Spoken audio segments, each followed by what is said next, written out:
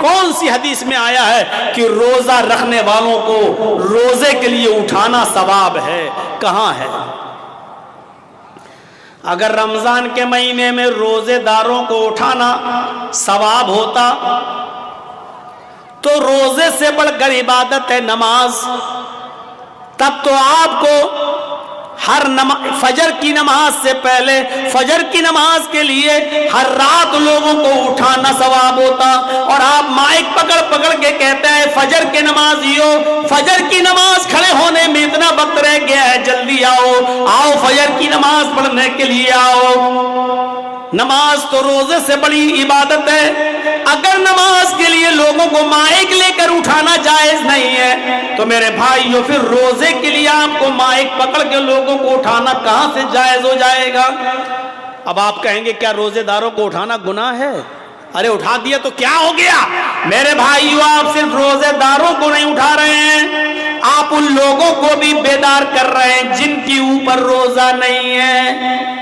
ایک بوڑھا آدمی ہے جس کی عمر 90 سال ہو چکی ہے, اب وہ روزہ نہیں رکھ سکتا ہے, کمزوری ہے اس کو, بہت زیادہ نقاہت ہے, کمزوری ہے, اب فدیہ دے گا بس.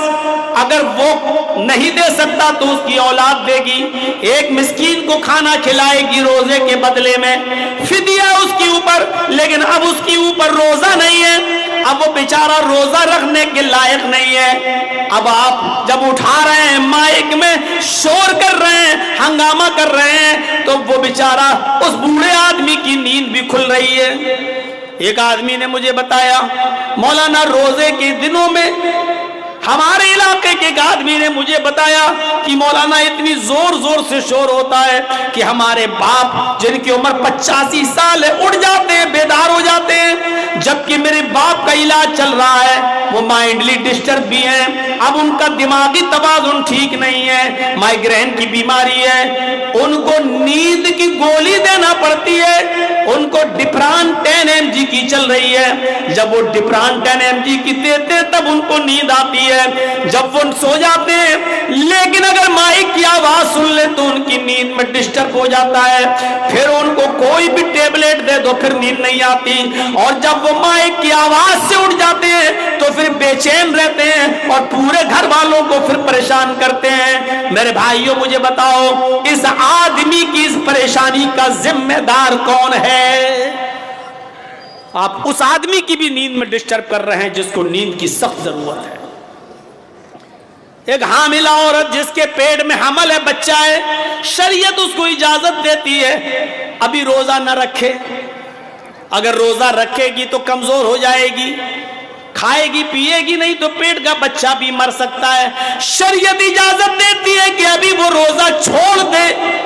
اب آپ جب مائک پر چیختے ہو چلاتے ہیں تو اس عورت کی بھی نیند کھل جاتی ہے جس کی اوپر روزے کی رخصت ہے, جس کی اوپر روزہ بھی نہیں ہے.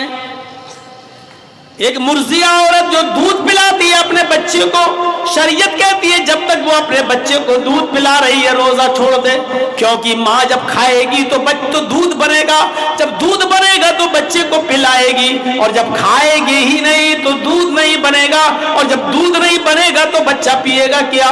اس لیے دودھ پلانے والی عورت جب تک بچہ دودھ پی رہا روزہ چھوڑ سکتی ہے اور بعد میں اس کی قضا کرے گی. تو میرے بھائیوں اب غور کیجئے, اس عورت کے اوپر جب روزہ نہیں ہے تو آپ اس کو کیوں اٹھا رہے ہیں؟ آپ اس کی نیند میں بھی ڈسٹرب کر رہے ہیں, اس کی بھی نیند کھل رہی ہے. تو اماطۃ الاذى عن الطریق, راستے سے تکلیف دہ چیز کو دور کر دینا, یہ بھی ایمان کا ایک حصہ ہے. 2 چیزیں ہو گئیں, تیسری چیز پر ہلکا سا اشارہ کروں گا میں, ذرا غور کیجئے تیسری چیز کیا ہے. اور اس تیسری چیز کا تعلق ہماری ماں بہنوں سے بھی ہے. ہماری ماں بہنیں آئی ہوں گی, ذرا وہ بھی غور کریں. یہ تیسری چیز کا تعلق مردوں سے زیادہ عورتوں سے ہے. والحیاء شعبۃ من الایمان, اور حیا ایمان کا ایک شعبہ ہے. 3 چیزیں بتائی تھیں, لا الہ الا اللہ ہو گیا, اس پر اماطۃ الاذى یعنی راستے سے تکلیف دہ چیز کو ہٹا دینا, اس پر بھی میں نے تھوڑی گفتگو کر دی. اب تیسری چیز والحیاء شعبۃ من الایمان, حیا شرم بھی ایمان کا ایک شعبہ ہے.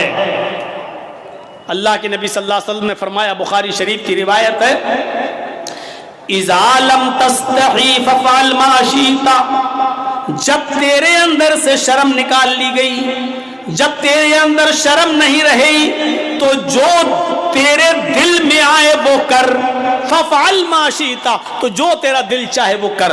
یعنی جب کسی انسان کے اندر سے شرم نکل جائے، حیا نکل جائے، تو پھر جو دل میں آئے وہ کرے گا، اس کو کوئی پرواہ نہیں ہوگی کہ میں کیا کر رہا ہوں۔ کل تک ہماری خوبصورت لڑکیوں اور عورتوں کے گالوں کے خوبصورت گالوں کو کبھی آسمان کی نظروں نے بھی نہیں دیکھا تھا، آج حالت یہ ہو گئی ہے کہ انسٹاگرام پر اور ٹک ٹاک پر آپ ڈانس کرتی ہوئی نظر آ رہی ہیں۔ مجھے نہیں معلوم کہ آپ کے بہار کا، کٹیہار کا اور پورنیہ اور ہریا اور جھارکھنڈ، آپ کا گڈا، صاحب گنج، ان تمام علاقوں کا معاملہ کیا ہے، مجھے نہیں معلوم۔ آپ غور کر کے دیکھیے کہ آپ کے انسٹاگرام پہ آپ کے علاقے کی لڑکیاں کیا کر رہی ہیں، ہمیں اتنی جانکاری نہیں ہے۔ ہم لکھنؤ سے تعلق رکھتے ہیں، لکھنؤ کے بارے میں ہمیں اتنا معلوم ہے کہ بڑے بڑے حاجیوں، بڑے بڑے نمازیوں اور بڑے بڑے ملاؤں اور بڑے بڑے مولویوں اور بڑے بڑے حافظوں اور بڑے بڑے قاریوں کی لڑکیاں بھی انسٹاگرام پر اپنے سروں سے دوپٹے اتار اتار کر ریل بنا رہی ہیں، انسٹاگرام پہ ڈانس کرتی ہوئی نظر آ رہی ہیں، ناچ رہی ہیں۔ ان کے کپڑے چھوٹے ہو چکے ہیں، شارٹ ہو چکے ہیں، ان کے پنڈلیاں کھل چکی ہیں، ان کے گھٹنے بھی کھل چکے ہیں۔ میری پیارے ساتھیوں، غور کرو، جب حاجیوں اور نمازیوں کی بیٹیاں محفوظ نہیں رہی تو اور دوسروں کے بارے میں کیا بات کریں۔ اذا لم تستحی ففعل ما شئت، جب تیرے اندر سے شرم و حیا ہی نکال لی گئی تو جو تیرے دل میں آئے وہ کر۔ جب شرم و حیا نہیں رہے گی تو انسان یہی سب کرے گا۔ سوچئے تو صحیح، ویسٹرن کلچر نے ہمیں کہاں پہنچا دیا، مغربی تہذیب نے ہمیں کہاں پہنچا دیا، پشچمی سبھیتا نے آج ہمیں کہاں پہنچا دیا۔ اب جب لڑکی اپنے گھر میں قید رہنے کو اور اپنے گھر میں مستقل رہنے کو اپنی انسلٹ سمجھنے لگے تو پھر آپ اندازہ لگاؤ کہ یہ ہم اور آپ کہاں جا رہے ہیں۔ اس سے کہو کہ اپنے باپ کے لیے کھانا بناؤ، ثواب ہے، اپنے بھائی کو کھانا کھلاؤ تو ثواب ہے، اپنے بھائی کے کپڑے دھل دو، بہن اگر دھل دے گی تو کیا بگڑ جائے گا۔ افسوس یہ اگر بہن اپنے بھائی کے لیے گھر میں کھانا بنا دے تو آج کی عقل پرستی کہتی ہے کہ عورت کی ذلت ہے۔ اگر گھر میں اپنے باپ کے لیے کھانا بنا کر اس کو سرو کر دے تو آج کی دنیا کہتی ہے کہ یہ دیکھو کہ عورت کو گھر کے چار دیواری میں قید کر کے رکھ دیا۔ اور وہی ہماری بہن، وہی ہماری بیٹی کسی کلب میں جا کر شراب کی بوتل اور بیئر کی بوتلیں کسٹمروں کے سامنے اور ناچ و گانا دیکھنے آنے والے لوگوں کے سامنے سرو کر دے تو یہ ترقی؟ سوچئے تو، دماغ لگائیے۔ ہماری بہن اگر ہمارے لیے ہمارے گھر میں کپڑا دھل دے تو یہ دقیہ نوسی، اور ہوٹلوں میں جا کر کام کرے اور مسافروں کے لیے کپڑا دھلے، چادر دھلے اور اس کو بیڈ بستر پہ بچھائے تو یہ ترقی یافتہ۔ ہماری بہن اور ہماری بیٹی اگر کھانا لا کر ہمیں سرو کر دے تو دقیہ نوسی، لیکن پلین کے اندر، فلائٹ کے اندر جائی اور پلین کے اندر وہی اسکرٹ پہن کر اگر ہماری وہی بہن اور ہماری بیٹی پیسنجرز کے سامنے کھانا سرو کر دے، ان کے سامنے بریک فاسٹ سرو کر دے تو ترقی یافتہ۔ اس عقل نے ہمیں کہاں کا چھوڑا ہے؟ اپنے بھائی، اپنے باپ کے لیے، اپنی ماں کے لیے، اپنی بہن کے لیے کھانا سرو کرنا تو دقیہ نوسی ہو گیا۔ اور باہر والوں کے لیے کھلانا پلانا ترقی یافتہ ہونے، لڑکی کے ترقی یافتہ ہونے کی نشانی ہو گئی۔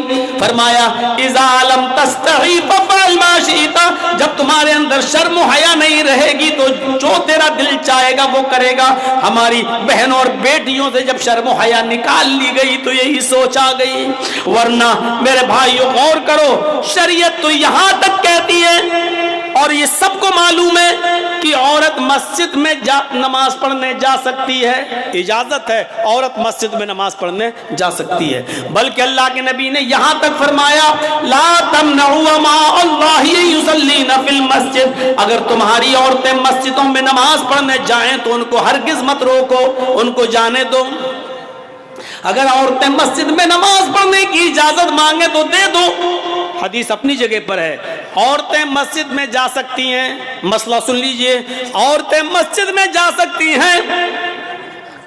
دوسری بات ذہن میں رکھیے، اگر کوئی عورت آپ سے، آپ کی بیوی، آپ کی بہن بیٹی اگر مسجد میں نماز پڑھنے کی اجازت مانگے تو آپ اس کو روکو مت، مسجد میں نماز پڑھنے کی اجازت دے دو، اپنی جگہ پر صحیح۔ لیکن ان تمام چیزوں کے باوجود شریعت کیا کہتی ہے؟ اللہ کے نبی کا ایک حدیث اور موجود ہے، اس کے باوجود آپ نے فرمایا عورت کی اپنے گھر میں نماز پڑھنا مسجد میں نماز پڑھنے سے زیادہ بہتر ہے۔ عورت مسجد میں نماز پڑھنے جا سکتی ہے، عورت مسجد میں نماز پڑھنے جائے تو اس کو بالکل مت روکو، اس کو روکنے کا ادھیکار مردوں کو نہیں ہے، لیکن اس کے باوجود عورت سے یہ کہا جا رہا ہے اے عورت، تو اگر اپنے گھر میں نماز پڑھتی ہے تو یہ تیرے لیے زیادہ بہتر ہے، کیونکہ تو مسجد میں آنے والے مردوں سے دور رہے گی، تو مردوں سے جتنا دور رہے گی اتنا تیرے لیے بہتر ہے۔ عورت کی اپنے گھر میں نماز مسجد کی نماز سے بہتر ہے۔ اس کے بعد فرمایا عورت کا اپنے برآمدے میں نماز پڑھنا، عورت کا اپنی گیلری میں، اپنے برآمدے میں نماز پڑھنا گھر کے صحن میں نماز پڑھنے سے افضل ہے۔ گھر کے صحن میں تو کوئی نہ کوئی آتا رہتا ہے، اس لیے برآمدے میں نماز پڑھے گی تو اور زیادہ افضل ہے۔ اور اس ٹکڑے پر غور کیجئے گا، اس ٹکڑے پر غور کیجئے گا، عورت کا اپنے کمرے میں، اپنی کوٹھری میں جس میں وہ اپنے شوہر کے ساتھ رہتی ہے اور رات میں وہ کمرہ بند کر لیا جاتا ہے، یعنی جس کمرے میں وہ اپنے ہسبینڈ کے ساتھ رہتی ہے اس کوٹھری میں، اس کمرے میں نماز پڑھنا گھر کے برآمدے میں نماز پڑھنے سے افضل ہے۔ یعنی وہ عورت جو اپنے کمرے میں، گھر کے اندر، کوٹھری میں اندر نماز پڑھے گی وہ اور زیادہ افضل ہے، کیونکہ وہ مردوں سے اتنا ہی زیادہ دور رہے گی۔ گھر میں بھی تو لوگ آتے جاتے رہتے ہیں، کبھی چچا کا لڑکا، کبھی خالہ کا لڑکا، کبھی پھوپھا کا لڑکا، کبھی موسا، یہ سب آتے جاتے رہتے ہیں، اور پردہ تو ان سے بھی ہے نا۔ ایک لڑکی کو اپنے خالہ کے لڑکے سے بھی پردہ ہے، اپنے چچا کے لڑکے سے بھی پردہ ہے، اپنے ماموں کے لڑکے سے بھی پردہ ہے، تو پردہ تو ان سے بھی ہے، اور یہ لوگ تو گھروں میں آتے جاتے رہتے ہیں جیسے کوئی معمولی بات ہو۔ تو عورت کا اپنے کمرے میں، اپنے کوٹھے میں، اپنے بیڈ روم والے کمرے میں نماز پڑھنا باہر آنگن میں اور برآمدے میں نماز پڑھنے سے افضل ہے۔ یہ بتایا ہے، یہ عورت کی شرم و حیا ہوتی ہے۔ اللہ کے رسول صلی اللہ علیہ وسلم نے عورت کو اتنا زیادہ مردوں سے دور رہنے کا حکم دیا ہے۔ کرتے ہیں آج ہم، اس سے اندازہ لگائیے شرم و حیا کا، عورت کی شرم و حیا کا کیا معنی ہوا، اس سے آپ اندازہ لگائیے۔ ہاں، اس کے باوجود اگر کوئی عورتیں مسجد میں آنا چاہیں پردے کے ساتھ تو آ سکتی ہیں، کوئی بات نہیں، لیکن ایک اور نقطہ دیکھیے، اگر تم مسجد میں جا بھی رہی ہو تو جاؤ، نماز پڑھنے کے لیے اجازت ہے، لیکن اس وقت بھی تمہارے لیے ایک حکم ہے۔ اللہ کے نبی کے زمانے میں عورتیں مسجد میں آیا کرتی تھیں، ہر عورت چاہتی تھی کہ میں محمد رسول اللہ کے پیچھے نماز پڑھوں، نبی کے پیچھے نماز پڑھنے کا مقام و مرتبہ ہی کچھ الگ ہے، تو ہر عورت چاہتی تھی کہ میں نبی کے پیچھے نماز پڑھوں، اور وہ جایا بھی کرتی تھی اور نبی کے پیچھے نماز بھی پڑھتی تھی۔ اس موقع پر اللہ کے نبی صلی اللہ علیہ وسلم نے پہلی صف کی فضیلت بتائی، مردوں کو खुतबा देते हुए पहले सब की फजीलत बताई। आपने फरमाया लोगों नमाज की पाबंदी करो, कोशिश करो पहले सफ में नमाज पढ़ने की। तो मैं नहीं मालूम पहले सफ में नमाज पढ़ने का सवाब कितना है। आपने फरमाया अगर लोगों को यह पता चल जाए कि अगली सफ में, सबसे अगली सफ में नमाज पढ़ने का सवाब कितना ज्यादा है, तो लोग लड़ने लगेंगे अगली सफ में आने के लिए, झगड़ा करने लगेंगे आगे वाली सफ में नमाज पढ़ने के लिए। यहां तक कि कुरानदाजी की नौबत आ जाएगी, यहां तक कि कुरानदाजी की नौबत आ जाएगी। पर्चियां उठाने लगेंगी और नाम पढ़ा जाने लगेगा। नाम है, किसका नाम आया उसको आगे कर दिया जाए, किसका नाम आया उसको आगे कर दिया जाए। लिहाजा कुरानदाजी की नौबत आ जाएगी। इतना ज्यादा सवाब है अगली सफ में नमाज पढ़ने का कि अगर लोगों को बता दिया जाए कि इसका सवाब कितना है तो लोग लड़ने और झगड़ने लगेंगे अगली सफ के लिए। अब अंदाजा लगाइए कितना सवाब है। खैरु सुफूफिर रिजाल अव्वलुहा व शर्रुहा आखिरुहा, मर्दों के लिए सबसे बेहतर है कि वो अगली सफ में नमाज पढ़े। सवाब के एतबार से मर्दों की अगली सफ सबसे बेहतर है और सबसे बुरी सफ है सबसे पीछे वाली। सबसे लास्ट में आया, सबसे पीछे उसको जगह मिली, सबसे पीछे नमाज पढ़ रहा है। अल्लाह अकबर। मर्द की सबसे पिछली सफ सबसे बुरी सफ है सवाब के एतबार से, सवाब की कमियों बेशी के एतबार से सबसे बेकार सफ कौन सी है? सबसे पिछली सफ। अगली सफ का सवाब देख लिया, लेकिन औरतों के बारे में क्या फरमाया? आए मस्तूरात सुनो, अगर रात के 3:15 बजे तक भी तुम यहां मौजूद हो और नीमों के इस जलसे में बैठकर सुन रही हो तो सुनो, अल्लाह के नबी जनाब मोहम्मद रसूलुल्लाह ने फरमाया खैरु सुफूफिन निसाई आखिरुहा व शर्रुहा वलुहा, औरतों की पिछली सफ सबसे पीछे वाली सफ सबसे अफजल सफ है, सबसे बेहतर सफ है सवाब के एतबार से, और सबसे बुरी सफ है आगे वाली सफ। जर्जी साहब नमाज पढ़ा रहे हैं, अल्लाह अकबर। मेरे पीछे मर्दों की 5 सफ़ें लगी हुई हैं, 5 सफ़ें मर्दों की, उसके बाद पर्दा पड़ा हुआ है और पर्दे के पीछे औरतों की 5 सफ़ें लगी हुई हैं। 5 मर्दों की हैं, 5 औरतों की है, बीच में पर्दा पड़ा हुआ है। तो जर्जीज साहब के पीछे जो मर्दों की अगली सफ है वो सवाब के एतबार से सबसे बेहतर है, और जो सबसे 5वीं सफ जो सबसे पिछली सफ है वो सबसे बेकार सफ है सवाब के एतबार से मर्दों की। लेकिन उसके बाद पर्दा पड़ा है और पर्दे के बाद 5 सफ़ें औरतों की लगी हुई है। उन 5 सफों में सबसे पीछे वाली जो सफ है औरतों की वो सबसे अफजल सफ है। सबसे ज्यादा सवाब औरत को तब मिलेगा जब वो सबसे पीछे वाली सफ में नमाज पढ़ेगी, और सवाब सबसे कम उस वक्त मिलेगा जब वो आगे वाली सफ में, यानी औरतों की आगे वाली सफ भी सबसे बुरी सफ है सवाब के एतबार से। पीछे वाली सफ सबसे अफजल है क्योंकि वो मर्दों से उतना ही दूर रहेगी। मेरी माओ, मेरी बहनों सुनो, जब मस्जिद के अंदर भी पर्दे के बावजूद तुम्हारी सबसे पीछे वाली सफ को सबसे अच्छी सफ इसलिए कहा गया है क्योंकि तुम मर्दों से दूर रहो। जब मस्जिद में मर्दों से दूर रहने का हुक्म है तुम्हारे लिए, तो शादियों में, ब्याहों में, रस्म रवाज में, कॉलेजों में, स्कूलों में और नेता नगरी में, बाजारों में और मार्केटों में और शादियों में तुम्हारा मर्दों के साथ एक साथ जमा होना जायज कहां से हो जाएगा और तुम्हें इसकी परमिशन कहां से मिल जाएगी जब मस्जिद के अंदर भी पर्दे के बावजूद, पर्दा होने के बावजूद तुम्हारी पिछली सफ सबसे अफजल है, आगे वाली सफ सबसे बुरी है। तो फिर तुम्हें आम जगहों पर मर्दों के साथ खल्त मल्त होने की इजाजत किसने दे दी है? जलसों में मर्दों के साथ मेले और ठेले लगाने की इजाजत किसने दे दी है? एक ही दुकान पर मर्दों के साथ और औरतों के साथ खरीदो फरोख्त की इजाजत कहां से मिल जाती है? और तुम्हें मेरे भाइयों, अच्छी बात है آپ کا جلسہ اور دوسری جلسوں سے الگ ہوتا ہے، یا پوری کوشش کی جاتی ہے کہ عورتوں کا پنڈال الگ رہے، عورتوں کی دکانیں الگ رہیں، اور لیڈیز کو کسی بھی طریقے سے مردوں تک نہ آنے دیا جائے. یہ بہتر چیز ہے، اچھی چیز ہے میرے بھائیوں. کوشش ہر جگہ کے لیے ایسی ہونی چاہیے، لیکن عام جگہوں پر میں دیکھتا ہوں اور دوسری جگہوں پر جہاں خلط ملط ہے، لڑکے اور لڑکیاں ایک ہی ساتھ دکانوں پر خرید و فروخت کرتے رہتے ہیں. میرے پیارے ساتھیوں، جرجی صاحب نماز پڑھا رہے ہیں، میرے پیچھے 5 صفیں مردوں کی لگی ہیں. ایک رکوع کے بجائے 2 رکوع کر لیا، 2 سجدوں کے بجائے 1 سجدہ یا 3 سجدے کر لیے، بھول گیا.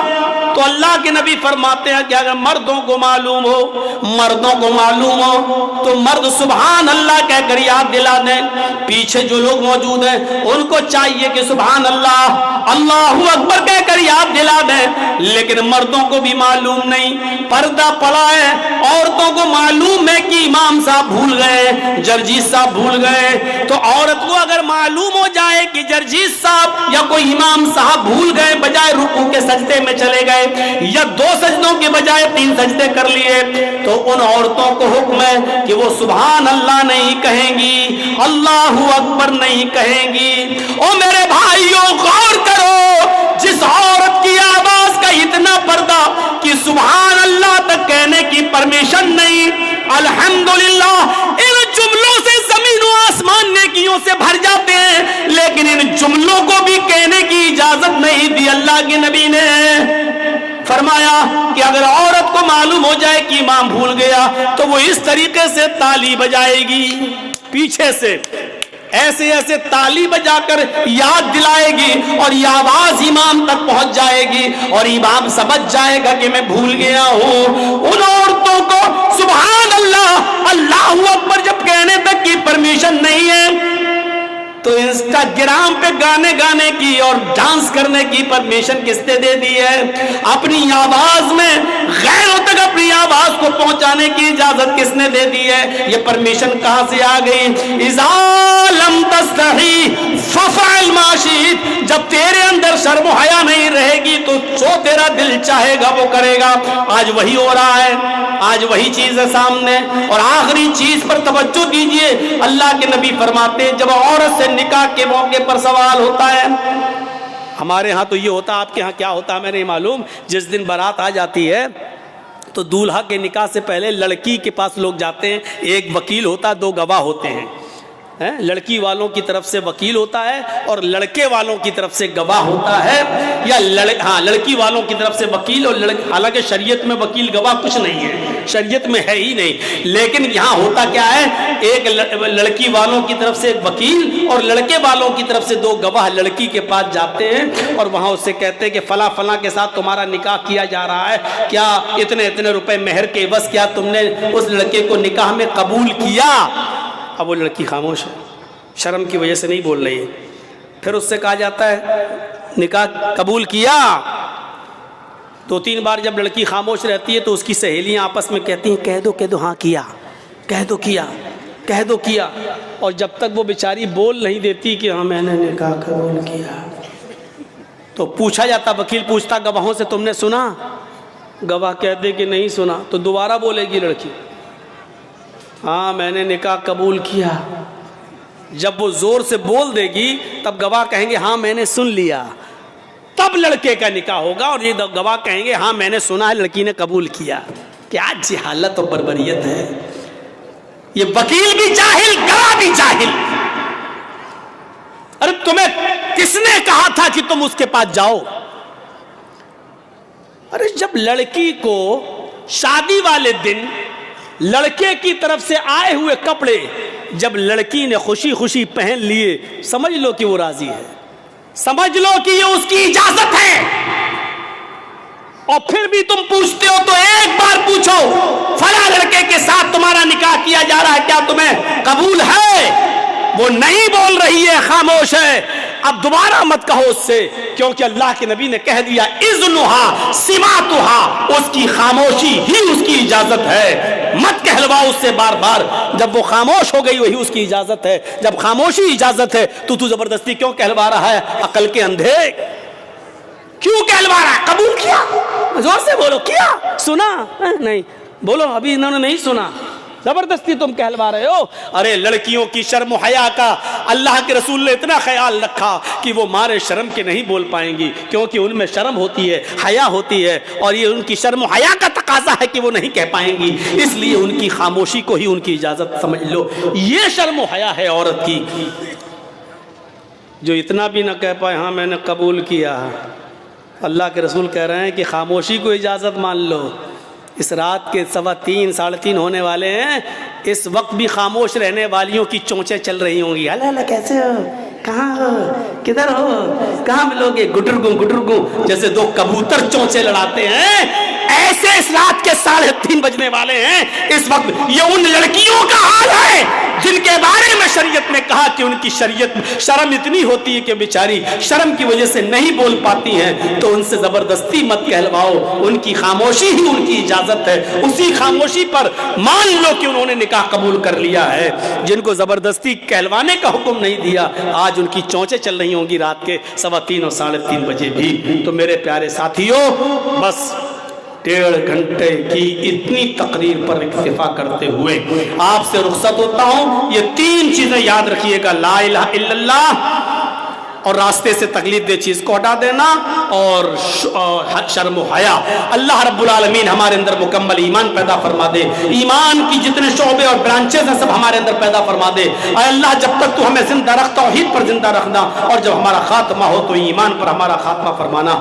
جتنے لوگ تھے، میں آیا تھا، سب سے چاہے وہ کم ہی ہوں، لیکن سب سے بڑی خصوصیت یہ دیکھی آج میں نے کہ جتنے لوگ بیٹھے تھے ہم جب آئے تھے اتنے بیٹھے رہے، ان میں سے ہم نے ایک بھی کم ہوتے ہوئے نہیں دیکھا۔ یہی جلسے کی کامیابی کی سب سے بڑی دلیل ہے۔ اللہ رب العالمین آپ کو کل بھی آنے کی توفیق عطا فرمائے، اور کتاب و سنت پر مبنی باتیں سن کر اس پر عمل کرنے کی توفیق عطا فرمائے۔ وما علینا الا البلاغ المبین، وآخر دعوانا الحمد للہ رب العالمین۔ السلام علیکم ورحمۃ اللہ وبرکاتہ۔